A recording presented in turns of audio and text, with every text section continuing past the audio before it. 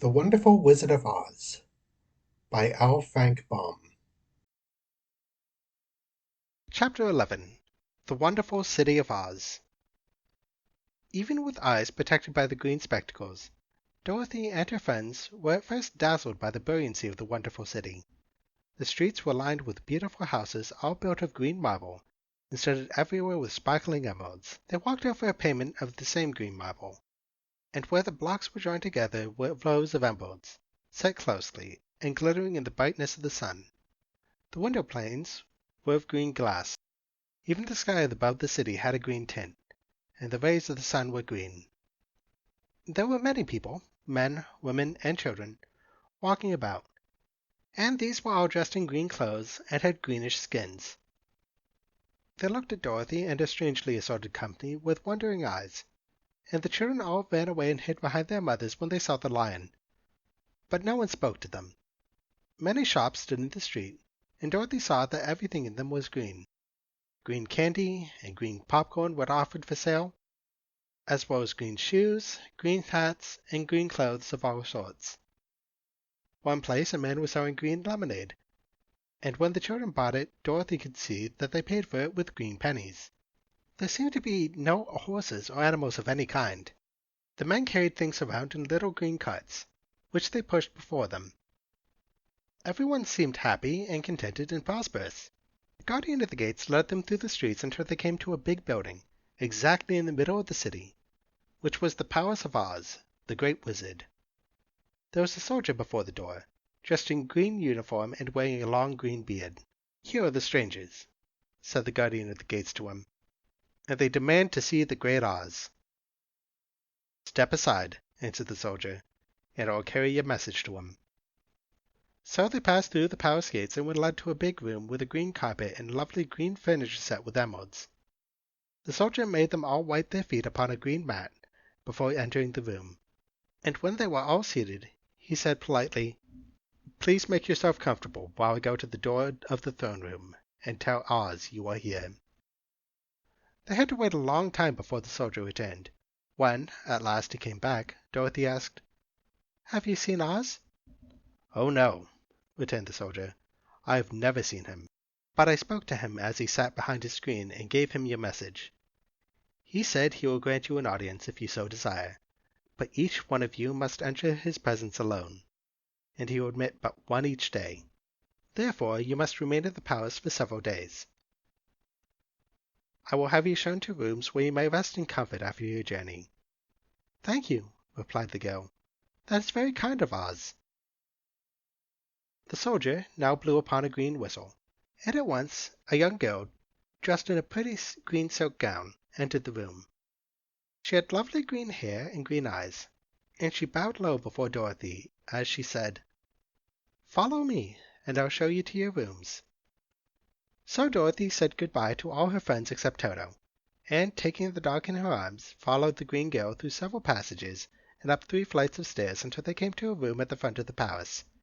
It was the sweetest little room in the world, with a soft, comfortable bed that had sheets of green silk and a green velvet counterpane. There was a tiny fountain in the middle of the room that shot a spray of green perfume in the air, to fall back into a beautifully carved green marble basin. Beautiful green flowers stood in the windows, and there was a shelf with a row of little green books. When Dorothy had time to open these books, she found them full of queer green pictures that made her laugh. They were so funny. In a wardrobe were many green dresses, made of silk and satin and velvet, and all of them fitted Dorothy exactly. "Make yourself at home," said the green girl, "and if you wish for anything, ring the bell. Oz will send for you tomorrow morning." She left Dorothy alone and went back to the others. These she also led to rooms, and each one found himself lodged in a very pleasant part of the palace. Of course, this politeness was wasted on the Scarecrow, for when he found himself alone in his room he stood stupidly in one spot, just within the doorway, to wait till morning.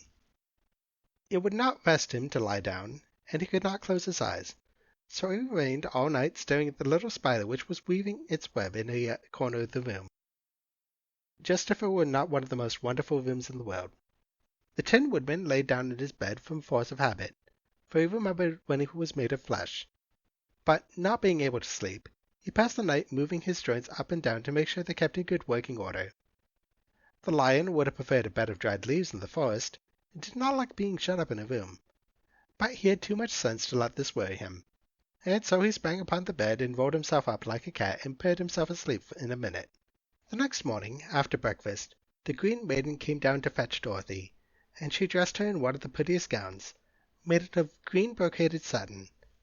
Dorothy put on a green silk apron and tied a green ribbon around Toto's neck, and they started for the throne room of the Great Oz. First they came to a great hall in which were many ladies and gentlemen of the court, all dressed in rich costumes. These people had nothing to do but talk to each other, but they always came to wait outside the throne room every morning, although they were never permitted to see Oz. As Dorothy entered, they looked at her curiously, and one of them whispered, "Are you really going to look upon the face of Oz the Terrible?" "Of course," answered the girl, "if he will see me." "Oh, he will see you," said the soldier who had taken their message to the wizard, "although he does not like to have people ask to see him. Indeed, at first he was angry and said I should send you back where you came from.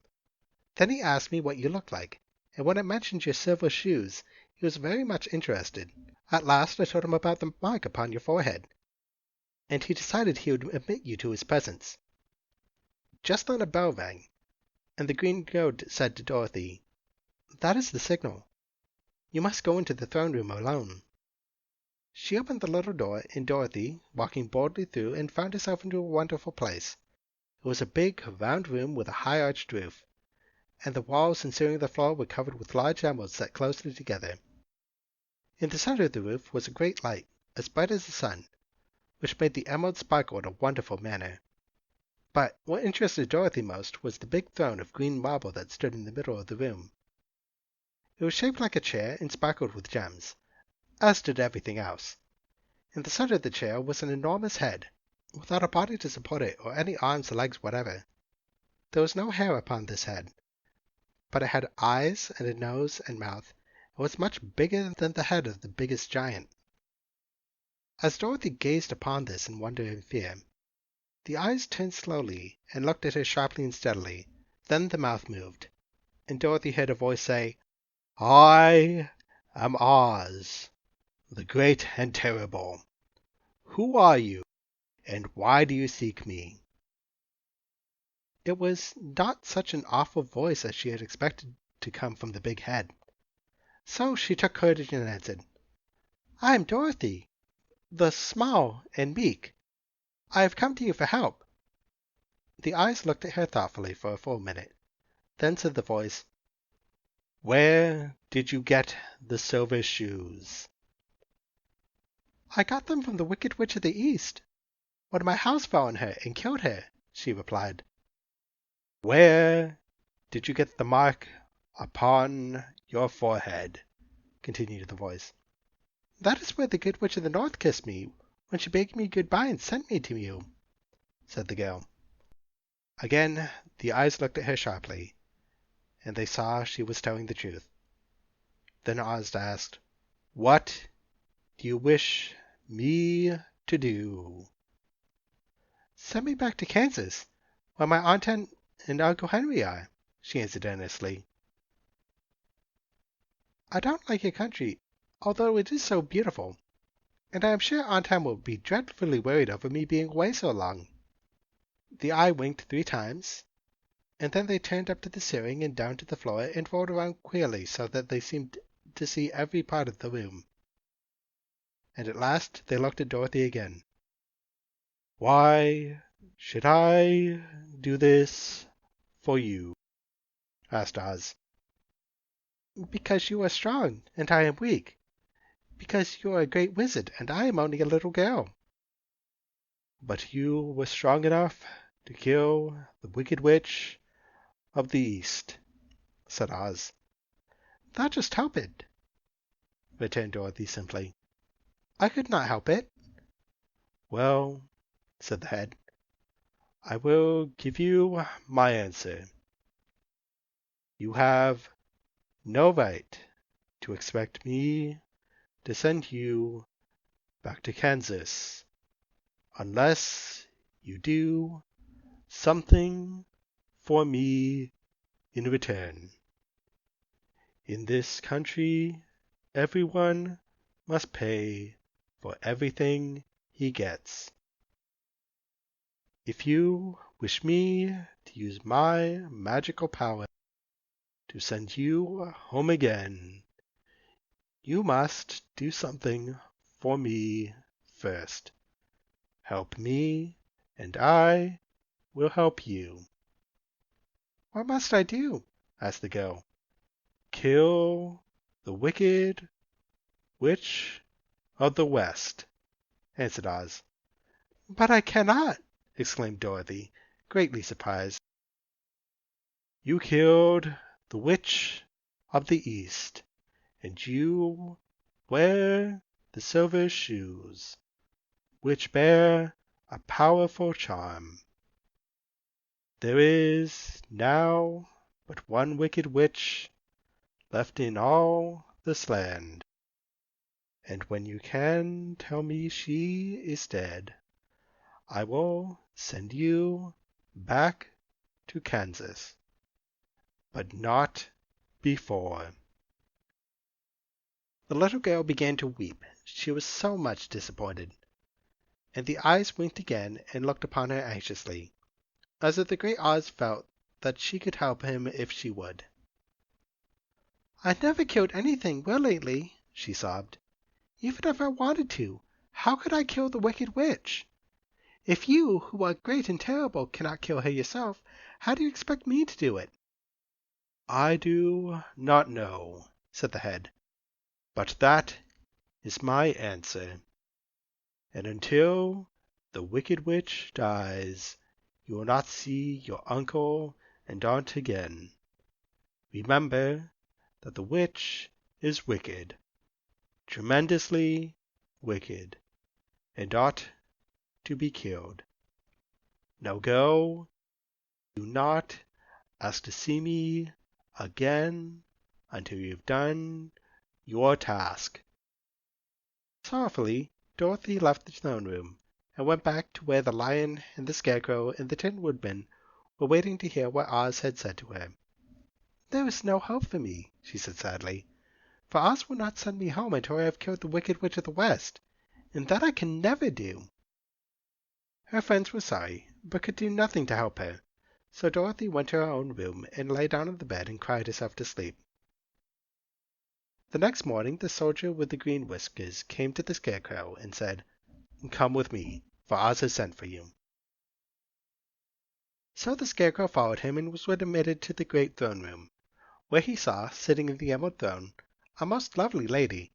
She was dressed in green silk gauze, and wore upon her flowing green locks a crown of jewels. Growing from her shoulder were wings, gorgeous in color and so light that they fluttered if the slightest breath of air reached them. When the Scarecrow had bowed, as prettily as his straw stuffing would let him, before this beautiful creature, she looked upon him sweetly and said, I am Oz, the great and terrible. Who are you, and why do you seek me? Now the Scarecrow, who had expected to see the great head Dorothy had told him of, was much astonished, but he answered her bravely, I am only a scarecrow, stuffed with straw. Therefore I have no brains, and I come to you praying that you will put brains in my head of studded straw, so that I may become as much a man as any other in your domains. Why should I do this for you? Asked the lady. Because you are wise and powerful, and no one else can help me, answered the Scarecrow. I never grant favors without some return, said Oz. But this much I will promise.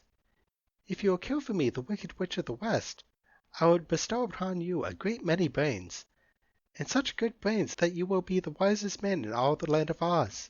I thought you asked Dorothy to kill the witch, said the Scarecrow in surprise. So I did. I don't care who kills her, but until she is dead I will not grant your wish.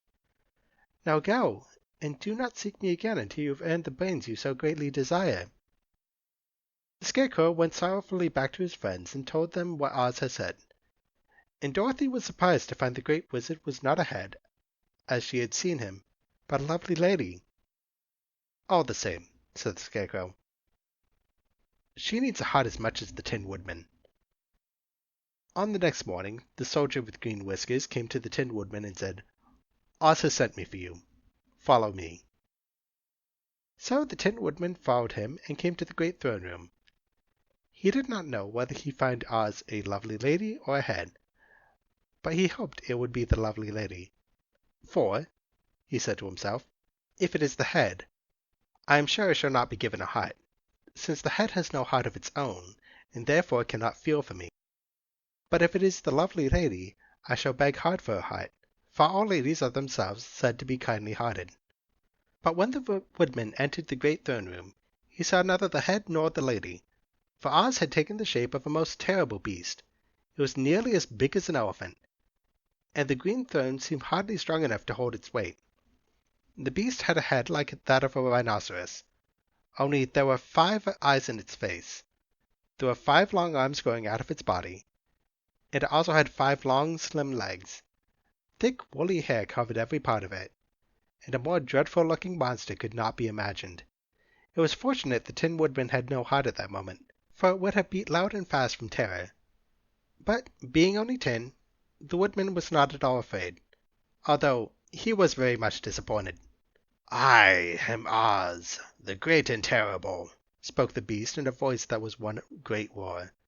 "Who are you, and why do you seek me?" "I am a woodman, and made of tin. Therefore I have no heart and cannot love. I pray you to give me a heart that I may be as other men are." "Why should I do this?" demanded the beast. "Because I ask it, and you alone can grant my request," answered the Woodman. Oz gave a low growl at this, but said gruffly, "If you indeed desire a heart, you must earn it." "How?" said the Woodman. "Help Dorothy to kill the Wicked Witch of the West," replied the beast. "When the witch is dead, come to me, and I will then give you the biggest and kindest and most loving heart in all the land of Oz." So the Tin Woodman was forced to return sorrowfully to his friends and tell them of the terrible beast he had seen. They all wondered greatly at the many forms the great wizard could take upon himself, and the Lion said, "If he is a beast, then I will go and see him. I shall roar my loudest, and so frighten him that he will grant all I ask. And if he is a lovely lady, I shall pretend to spring upon her, and so compel her to do my bidding. And if he is the great head, he will be at my mercy, for I will roll his head all about the room until he promises to give us what we desire. So be of good cheer, my friends, for all will yet be well." The next morning the soldier with green whiskers led the Lion to the great throne room, and bade him enter the presence of Oz. The Lion at once passed through the door, and glancing round saw, to his surprise, that before the throne was a ball of fire, so fierce and glowing he could scarcely bear to gaze upon it. His first thought was that Oz had by accident caught on fire and was burning up. But when he tried to go nearer, the heat was so intense that it singed his whiskers, and he crept back trembling into a spot near the door. Then a low, quiet voice came from the ball of fire, and these were the words it spoke. "I am Oz, the great and terrible. Who are you, and why do you seek me?" And the Lion answered, "I am a cowardly lion, afraid of everything. I came to you to beg that you give me courage, so that in reality I may become the king of beasts, as men call me." "Why should I give you courage?" demanded Oz. "Because of all wizards you are the greatest, and alone have the power to grant my request," answered the Lion. The ball of fire burned fiercely for a time, and the voice said, "Bring me the proof that the Wicked Witch is dead, and that moment I will give you courage. But as long as the witch lives, you must remain a coward." The Lion was angry at this speech, but could say nothing in reply, for while he stood silently gazing at the ball of fire, it became so furiously hot that he turned tail and rushed from the room. He was so glad to find his friends waiting for him, and told them of his terrible interview with the wizard. "What shall we do now?" asked Dorothy sadly. "There's only one thing we can do," returned the Lion, "and that is to go to the land of the Winkies, seek out the Wicked Witch, and destroy her." "But suppose we cannot?" said the girl.